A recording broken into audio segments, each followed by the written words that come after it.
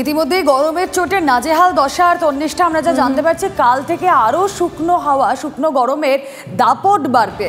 আগামী 3 দিন 18টি জেলায় তাপপ্রবাহের সতর্কতা, দক্ষিণের পাশাপাশি উত্তরেও তাপপ্রবাহ সতর্কতা। মালদা 2 দিনাজপুরে একাধিক জেলায় তীব্র তাপপ্রবাহের আশঙ্কা। আজ কিছু জেলায় বিক্ষিপ্ত বৃষ্টির সম্ভাবনা রয়েছে।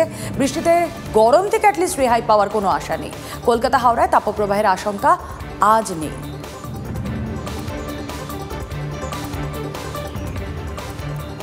নাজেহাল অবস্থা তীব্র গরমে সকলেরই। বেশ কিছু সতর্কতা অবলম্বনের পরামর্শ দিচ্ছেন চিকিৎসকেরা। ডাক্তারদের পরামর্শ বেশিক্ষণ বাড়ির বাইরে না থাকাই ভালো।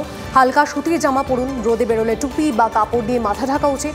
সারাদিন প্রচুর পরিমাণে জল খান, তেষ্টা না পেলেও জল খাওয়া জরুরি। আর কি বলছেন তারা শুনুন।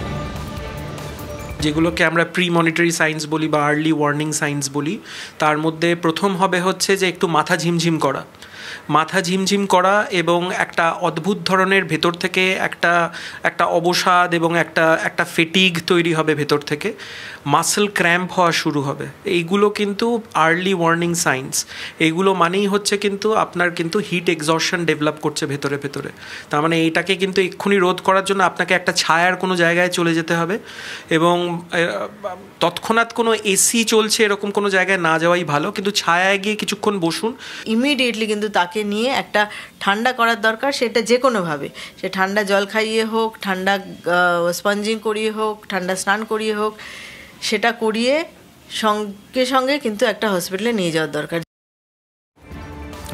রাজ্য জুড়ে শুকনো গরমের দাপট হাঁসফাঁস দশা। রাজ্যবাসীর বারুইপুর মহকুমা হাসপাতালে এসি ঘরে সরানো হলো পুরুষ রোগীদের। হাসপাতালের পুরুষ ওয়ার্ডে নন এসি হওয়ায় সেখানে কষ্ট পাচ্ছিলেন তারা।